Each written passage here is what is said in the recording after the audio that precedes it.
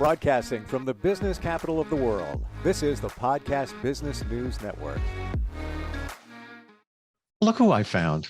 Winnie is back with us, and she is somebody that can help you heal with integrated medical approaches. She's also an accomplished acupuncturist and the founder and healer of Mindful Healing Heart.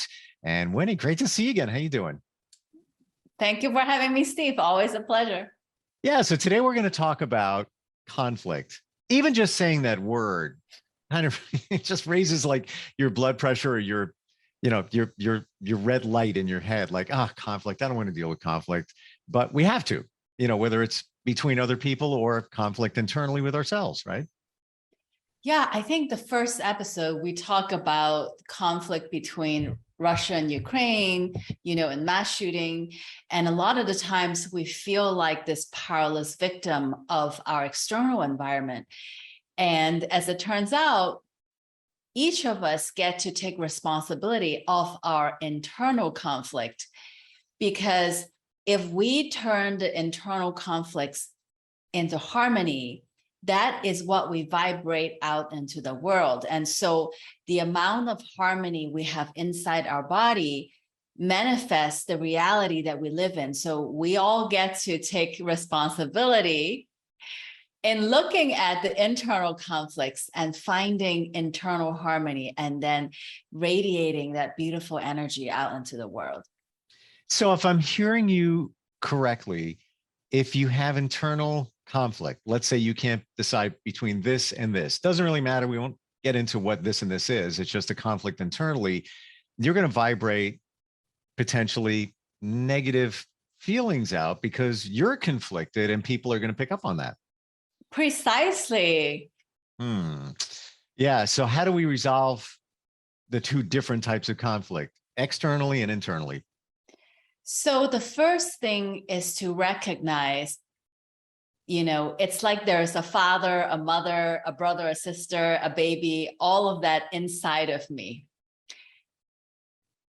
right? So there is my soul, my heart, my mind, my energy, and my body.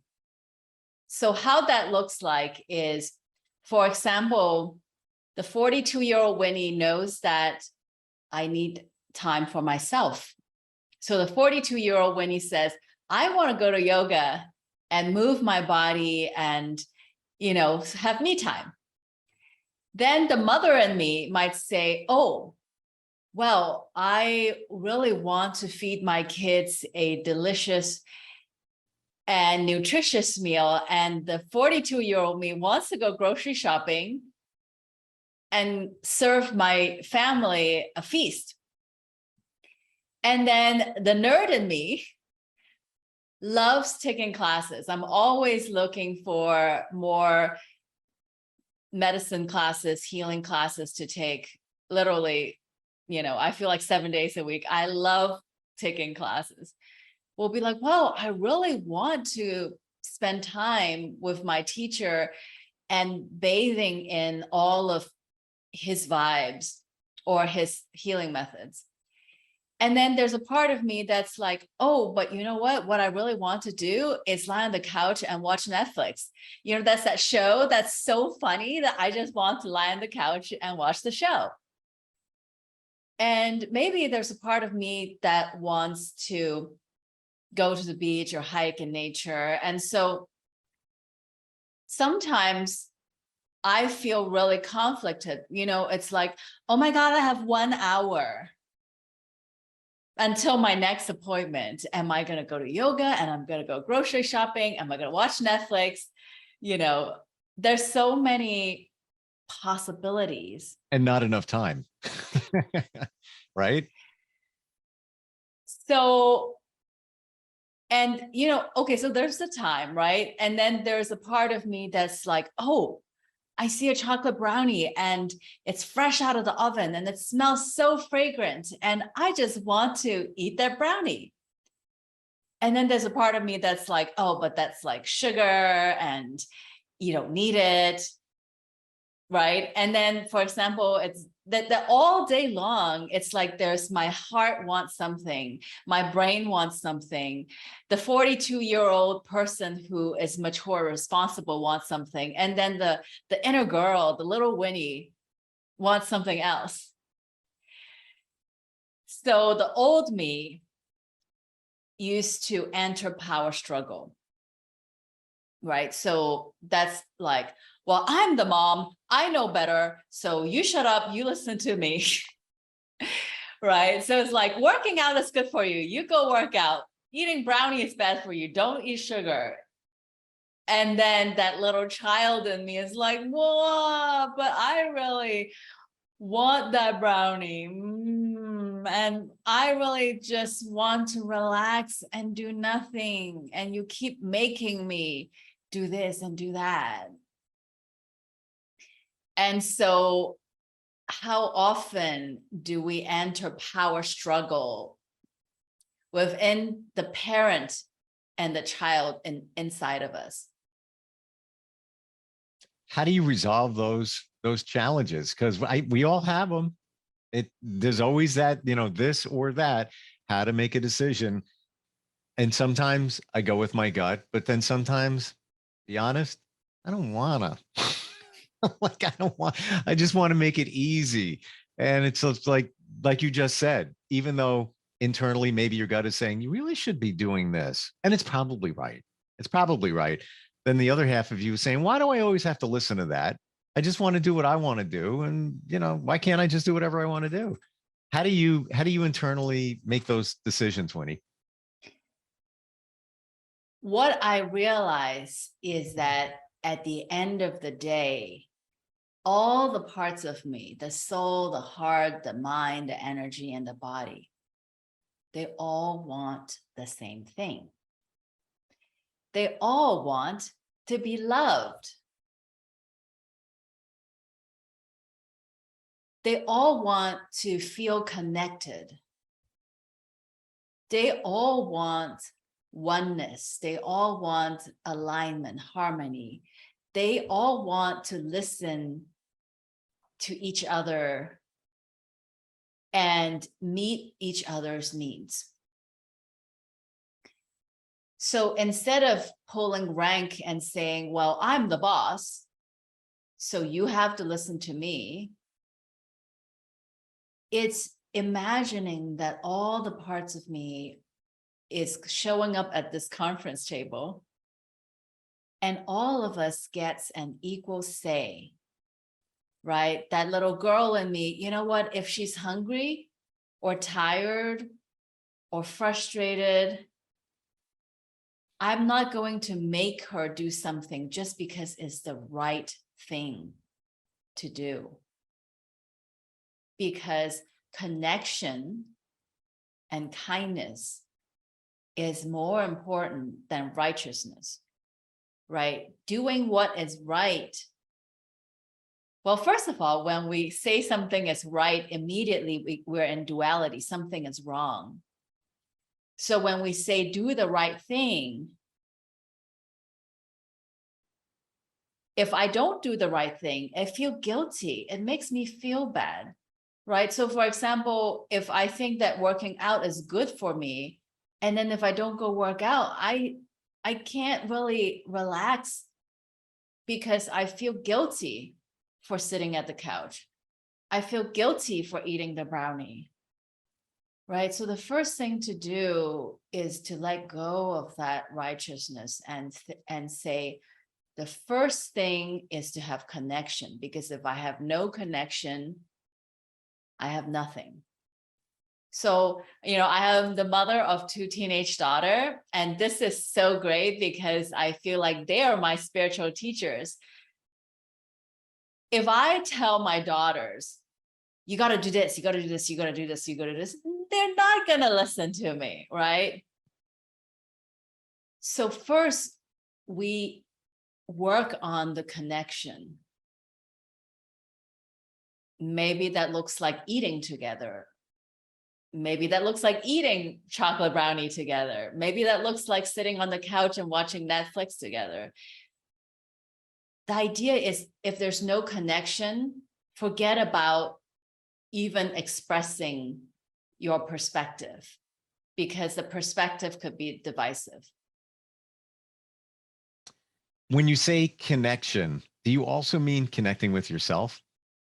Absolutely. So all connection starts from connecting within. So what I like to do is when I have to make a difficult decision, right? Such as, should I go to yoga class or go grocery shopping or take a nap, watch Netflix? I have 1 hour. What am I going to do? What is it that wants to happen? So I close my eyes and I tell myself, I love my soul. I love my heart. I love my mind. I love my energy. I love my body. I love all parts of me. There is nothing I can do that can stop me from loving myself. There's nothing I can do that I can screw up. I love myself no matter what. And all parts of me support me, no matter what the final decision is, whether I decide to go work out or go watch Netflix, all the parts of me are going to stand behind this one decision. Starting from the place of we are all one and we all want the best. And just wait.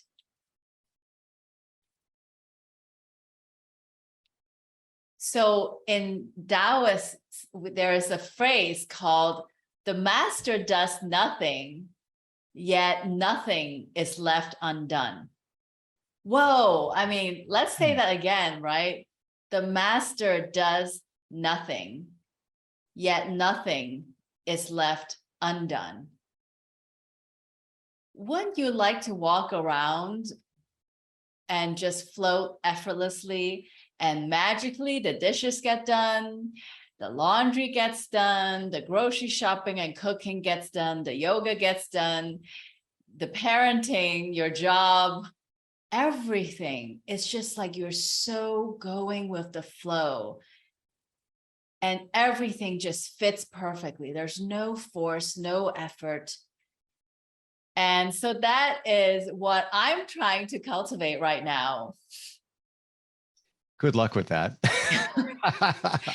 Yeah. So what that looks like, the old me is like, well, I wrote a book, I'm going to promote it and get people to read it. I have a course, and so I'm going to do all these podcasting to promote myself so that, people want to buy my course. And it's almost like I'm always coming with an agenda. I want something from you. I want your money. I want you to buy my book. I want you to take my course. But that is a really tiring way to live. And so if I am in Wu Wei, which means doing, not doing, then it's just like, okay, I show up. And if you buy my book and take my course, great. If you don't buy my book and don't take my course, great. I don't need anything from you. I am internally abundant. The only thing that I need or want is love, which A, I will supply for myself. And B, I show up every moment feeling that the purpose of life is to experience love. And that's a quote from Master Wulin. The purpose of life is to experience love. So that means when I go on a call with a potential client, I'm just here to experience love. I'm here to listen to your stories. I want the listeners to call in and let's just be friends. Tell me about what's going on. What are your conflicts, right? I'm just here to experience love. I don't need to make money. I don't need to put in effort. I just trust that the right person will find me, so I don't have to enter into a power struggle, be like, give me your money. No, I won't convince you. I don't have to do that. I'm just be like, hey, I'm over here. You know how to find me. And that's sort of also my parenting approach is, you know where to find me. I would absolutely love to eat with you, watch TV with you, do all the things that you like and have a really good time. But I cannot have a relationship with my teenage daughters if they don't want a relationship with me. I just realized I can't force you to love me, right? So it's really being ease, right? Because if I am relaxed and I feel at ease and I have all this warmth in my heart, who doesn't want a piece of me, right? You know what? I totally agree. It's what comes out of you. And we could all sit there and struggle and frustrate over all of that. And we all have conflicts. Yeah, deal every day. I get it. But where's it going to get you? Just be who you are. Be ready to give love. Be ready to help people. And I think the pieces fall into place. Doesn't mean every day is going to be easy at all. Why don't we look at external conflicts? So when you have a difference of opinion, how did you phrase that before we got on here? You said something about conflicts, not from within, but outside. I can't remember exactly what you said. Do you remember it? So externally, we don't have control over the other person. So I'm going to give this one example. So I'm recently divorced and my ex-husband is getting really serious with his girlfriend. So in 4 days, he's going to take the kids and his new girlfriend to visit the parents, where, the new girlfriend's children, nieces, nephews, it's like a big family reunion. Yep. In my culture, you don't bring your boyfriend or girlfriend to your parents unless it's committed and serious. And you definitely don't bring them to a place with cousins and uncles and aunts unless it's almost like engaged, like really, really serious. And by the way, I don't mean to cut you off at all. I'm dealing with the same thing. So continue. I'm not kidding. I'm right there with you. Recently divorced, same situation, same deal. Yep. And I agree with you. I totally agree. And that is not even a cultural thing. We're from different backgrounds, but I feel that if you're going to introduce even just to the person that you're with, it better be super serious. It better not be well, if it works out. No, you got to be way past that. But sorry, just wanted to jump in and say that. Perfect. And, he's super established in work and money and, he's got it all figured out. Meanwhile, I haven't even really introduced the guy that I'm dating to my children. They haven't really sat down and eat together. Mm-hmm.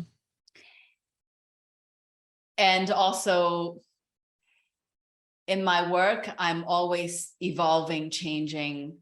So it's not like I'm making millions of dollars yet. Okay, so the drama queen in me loves creating conflict, because at the end of the day, all of us want love. And sometimes we create drama, even if it causes pain and suffering, but it gets attention, right? So the first thing I want to do and be like, oh my God, you know, he's buying her these diamonds, he's going to propose. And I can't believe that my children knows all of the cousins, the 1-year-old, the 7-year-old, the 11-year-old. It's like they're so integrated. But, you know, like, first of all, I don't get to control at all what happens at the other person's house, right? Whether he takes the kids on vacation, introduce them to, you know, step cousins, step brothers, sisters, whatever, like all of that, I have no control over. Yep. But what I do have control over is whether I create suffering and conflict inside of me, or I create harmony inside of me. And so I literally sat myself down, because this happened maybe 2 days ago when I found this out. I said, Winnie, if you're going to go feel all the pain inside your body, I am sure you will find oceans of pain, how you know, you don't have the relationship that he has, you don't have the work, the money, and yada, yada, yada, yada, yada. Or I can sit down and find the pleasure in the current situation, find the joy, find the gratitude. How is this benefiting me? And actually, I found it, which is so great. So my ex is a very, you can say, rigid person, but then what's great about him is that he's incredibly stable. And because he's so committed in his relationships and work, it provides a lot of safety for my children to attach to. What I really appreciated in this situation is that my children got to benefit from the strength of his committed relationship. I'm going to say that again. My children, emotional well-being benefited from him being in a very committed relationship. So for example, let's say John and this girlfriend are happily ever after, they go make other babies, and happily ever after, well, guess what? That benefits my children, because my children is going to look at that and maybe they're going to believe in marriage. They're going to believe in relationship. They can believe in a happily ever after, instead of, oh my God, divorce is ugly, I don't ever want to get married, I don't ever want to have kids, right? Actually, by him being in a healthy relationship, that actually, it's a positive influence on my children. You know, that's a great way to look at it, because look at the reverse. That he could be, you know, he could have anger management issues. There could be abuse involved, whatever. He could be, you know, and everybody's different, you know, some biker dude that just, you know, flies off the handle, whatever it might be. So you look at it that way, it does benefit your children, and it is a plus. You know, I also think, and we talked about this a couple of weeks ago, but even forgiveness, it's just like, that's another part of it where, you know, in those situations, it's like, you need to forgive the other person for yourself. You don't condone what they did. Not easy, but yeah, it's a refreshing way to look at what you know, your situation and many other situations in a positive way. Yeah. So what I got to, actually, you know, if my ex and the new girlfriend ever had a baby, I would be so excited to hold baby in my arms and see this as a stepchild, or, you know, my own child. You know, I always believe that even after divorce, we can have one family, two roofs. Right. So that looks like at Thanksgiving, it would be me and my ex and, you know, ex new partner and my new partner and all of the stepchildren, biological children, new children, half brother, sister, why can't we all sit together and have a village of happily ever after? Mm-hmm. And if you didn't adopt that mentality, it might go the other way where it's like, we don't want her with us. She's always grouchy. She's angry. She's, not accepting the whole situation. And that's not going to do you justice, your children justice either. Exactly. And that's a really important point, because if I reject or resist this new girlfriend, it actually directly hurts my children's relationship with, a potential stepmother, right? Because if I don't approve of this relationship and if I don't like her, I'm always finding things to judge her and, blah, blah, blah.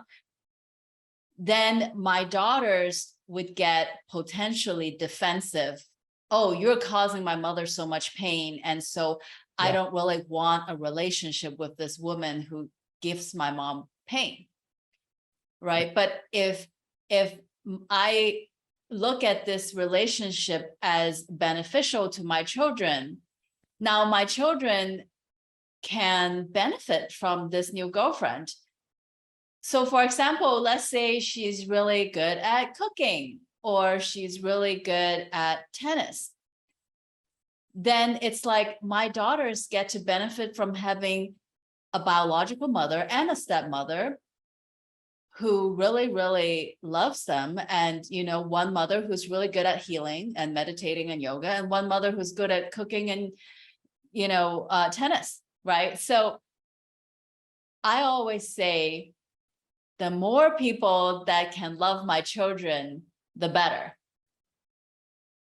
Well, in that situation, whether this person, new partner, is good or you don't feel they're good, the best thing you can say is nothing. Don't say a word, because you'll be judged either way. Your kids will pick up on it. And that's what I don't say anything. I just lean back on it and let it all figure itself out, because you can't control it.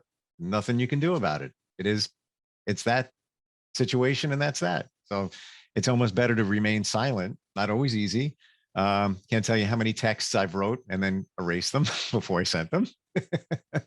But that's just, maybe we all have different ways of resolving internal conflict. But at the end of the day, you're right. Just want to be loved and just want to be happy. So I really love to point out one thing, which is a coin has two sides, right? There's a head and the tails. Mm-hmm. So in every situation, there is a pain side and then there is a pleasure side. So it's up to us if we want to look at this with the pain side, or we want to flip it and look at the pleasure side. That's a really good point. And I never thought of it. There's always going to be two sides, the plus and the minus. You got to look at it that way. For my joy, I choose to always look at what is beneficial to me. What is the pleasure in this situation? And I am so good at always finding the pleasure, the joy, the appreciation of everyone and every situation. Well, good for you on doing that. And it's what you should be doing. Is it easy? No, not so much. Not, maybe it's easier for some, maybe not so much others, but, and I think it's also a process. You don't walk into that overnight and say, this is what I'm going to do. You have to continually work at it. It's not easy. Yeah, that's why every Wednesday morning, inside my online community of Compassionate Transformation, I release a little video talking about what I flipped that week. So, it comes with meditations and blessings so that the audience, without paying $1, can stay up to date and download my latest weekly wisdoms. Love that. Yeah. And that's on your website? Yeah, so if you go onto my website, which is www.mindfulhealingheart.com, in the navigation bar, just click on community. Awesome. Winnie, it's always great talking with you. And I'm going to be super honest. I am going to take the next 15 minutes and think of some positive things in situations. I am. You got to be literally mindful of them, and sometimes have to pull them out. They might not present themselves by themselves. It's always great talking with you. I really appreciate it. Same here. Love you so much, Steve. And thank you everybody for listening. Are you looking for even more of the podcasts and hosts that you love? The Podcast Business News Network is proud to announce that you now have even more ways to listen live. Check out the MyTuner Radio, online radio box, and Simple Radio apps on iOS and Android, or find us online. Search for Business News Network on mytuner-radio.com, or search Podcast Business News Network on streama.com and onlineradiobox.com/US. Take your podcast on the go and don't miss a minute of the action.